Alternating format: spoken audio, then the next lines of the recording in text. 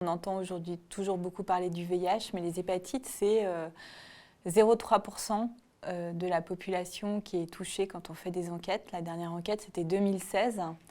Et ça représente 135 000 personnes qui sont porteuses du virus, de l'hépatite B et à peu près le même nombre de l'hépatite C. Donc c'est des pourcentages qui ne sont vraiment pas négligeables dans la population générale. Donc c'est vraiment des pathologies qui non seulement sont beaucoup plus fréquentes que ce qu'on croit, qui passent totalement inaperçues jusqu'à tard dans la maladie. On peut même être assez malade et n'avoir aucun symptôme.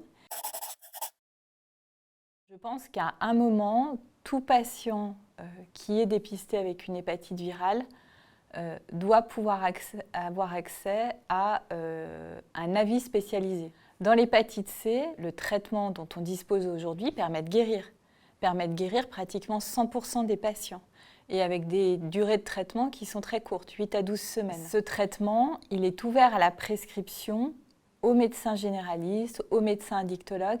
Donc on doit pouvoir prescrire ces traitements même en dehors en fait, de la consultation spécialisée, de manière assez large. Le problème, c'est d'avoir l'habitude d'utiliser ces traitements. Et c'est là où un partenariat entre les spécialistes et la médecine avancée, soit de ville, soit en addictologie, soit éventuellement dans les PASS, enfin dans toutes les autres structures qui peuvent prendre le relais sur le plan médical, est complètement intelligente. C'est une articulation qu'on doit arriver à promouvoir.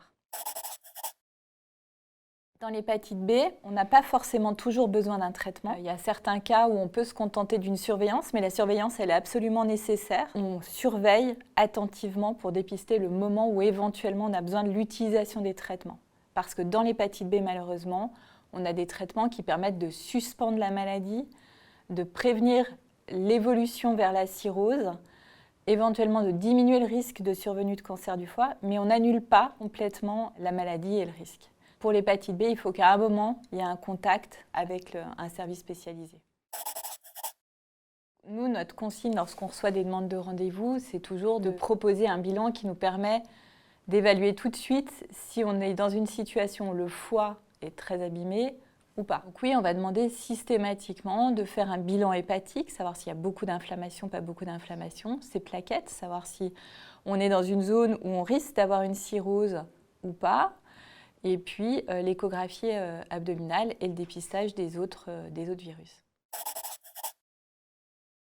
Je pense que c'est toujours favorable d'impliquer son médecin traitant. Il va être à même de prescrire tous ces premiers bilans. C'est la consultation spécialisée qui va dire il y a nécessité de traitement ou pas. Quand on dit il n'y a pas nécessité de traitement, c'est toujours quelque chose qui est en suspens, qui amène à être réévalué régulièrement. Dans un premier temps, proposer des prises de sang tous les 3 mois.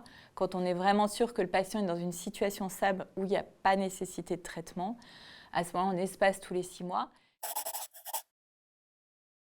Il y a la surveillance simple, donc c'est-à-dire qu'on va prescrire des examens biologiques réguliers. Pour l'hépatite C, c'est assez simple puisque on va le faire avant le traitement et puis 3 mois après la fin du traitement pour savoir si la personne a guéri suite au traitement, parce que c'est 3 mois après la fin des traitements qu'on peut dire vous êtes guéri s'il n'y a plus de virus présent dans le sang. Pour l'hépatite B, c'est un peu plus compliqué. Soit on a des patients en cours de traitement, auquel cas on fait une prise de sang tous les 3 mois au début, ça peut évoluer, voire même jusqu'à tous les 6 mois, lorsque le traitement est bien mis en place et qu'il n'y a pas de problème de particulier, que le virus est bien maîtrisé, supprimé entre guillemets. Il y a les cas des patients qu'on ne traite pas, où on va les surveiller un peu plus souvent au début, tous les 3 mois. Ça, c'est la recommandation européenne de l'EASL, tous les 3 mois au début. Et puis ensuite, on peut espacer tous les 6 mois. Et c'est là où on peut largement avoir un relais avec les structures médicales qui prennent en charge les patients, soit le médecin traitant, soit éventuellement d'autres modalités en fonction des parcours de soins des patients. On a la barrière de la langue.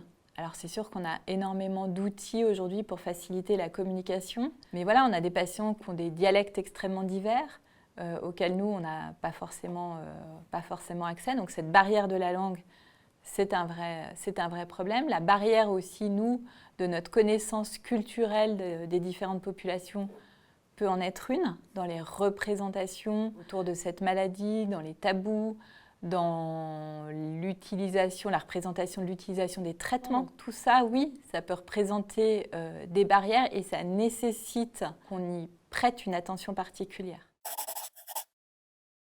Lorsqu'on demande un titre de séjour, il faut en plus dire non seulement c'est sévère et potentiellement mortel, mais les personnes ne peuvent pas justifier un traitement de leur pays d'origine. Le patient qui vit éloigné de la capitale, il n'a absolument pas accès ni au dépistage, ni au traitement, ni aux moyens de suivi du traitement. Donc à l'échelle du territoire de l'Isère, vous avez le service expert des hépatites virales au CHU de Grenoble-Alpes, qui est là donc, depuis les années 95. C'était quelque chose qui a été articulé au départ autour de l'hépatite C, et puis avec une mission hépatite virale avec un S, donc c'est B, C, delta, E. Des consultations infirmières, en particulier en éducation thérapeutique, avec une équipe qui est constituée et formée. Il faut continuer à s'intéresser aux hépatites virales, dépister et traiter les personnes qui le nécessitent.